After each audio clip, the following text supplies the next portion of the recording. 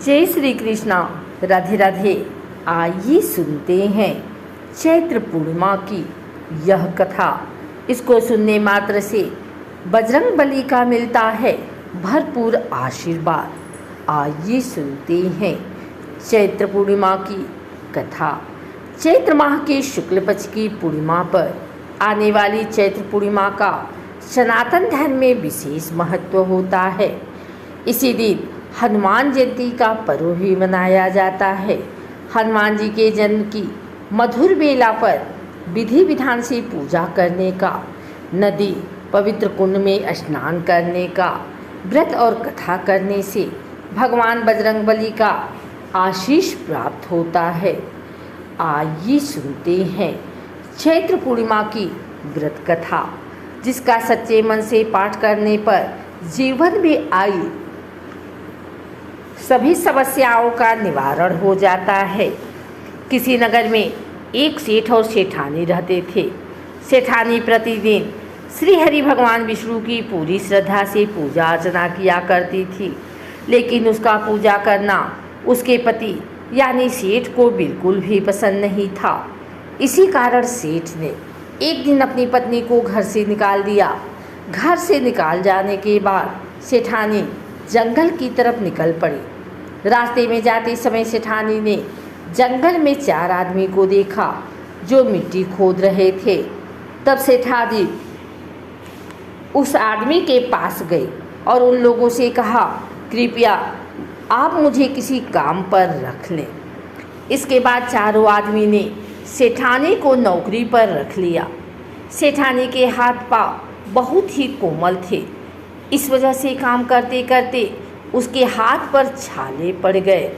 सेठानी के हाथों को देख चारों आदमी ने कहा कि तुम यह काम छोड़ दो, तुम किसी अच्छे घर खानदान की लगती हो, इसकी वजह से तुम हमारे घर में कामों में हाथ बटा दो। सेठानी इस काम के लिए तैयार हो गई।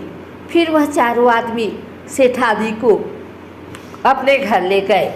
वहाँ चारों आदमी हर दिन 4 मुट्ठी चावल लाते थे और आपस में बांटकर उसे खा लेते थे।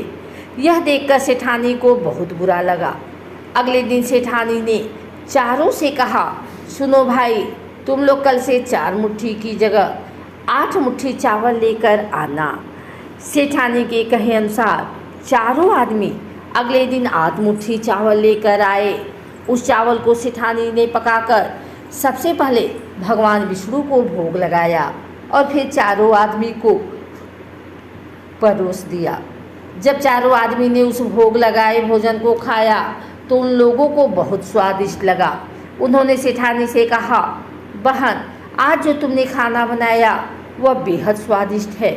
इस पर सेठानी ने कहा, यह भोजन भगवान विष्णु का जूठन है, इसी वजह से आप लोगों को यह बहुत स्वादिष्ट लग रहा है। उधर सेठानी के जाने के बाद से सेठ भूखा रहने लगा।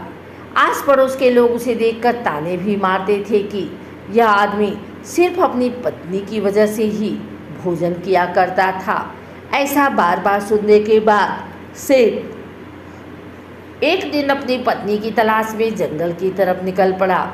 रास्ते में सेठ को मिट्टी खोदते हुए वही 4 आदमी दिखाई दिए। उसे देख सेठ ने कहा, सुनो भाई, क्या तुम मुझे काम पर रख सकते हो? तब चारों आदमी ने उसे काम पर रख लिया, किंतु मिट्टी खोदने से सेठ के हाथों में भी छाले पड़ने लगे, यहाँ तक कि उनके बाल भी उड़ गए। यह देखकर चारों आदमी को सेठ पर दया आई और उसने कहा, सुनो भाई, तुम इस काम को छोड़ दो। तुम किसी अच्छे घर के लगते हो, तुम हमारे घर चलो, वहाँ कुछ काम में हाथ बटा लेना। सेठ ने उन चारों की बात मान ली और वह उनके साथ उनके घर चले गए। घर पहुँचने के बाद सेठ ने जैसे ही सेठानी को देखा वह पहचान गए, लेकिन सेठानी घूंघट में थी और सेठ के चेहरे नहीं देख पाई।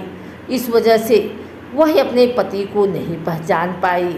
हर दिन की भांति इस दिन भी सेठानी ने भोजन बनाकर विष्णु भगवान को भोग लगाया।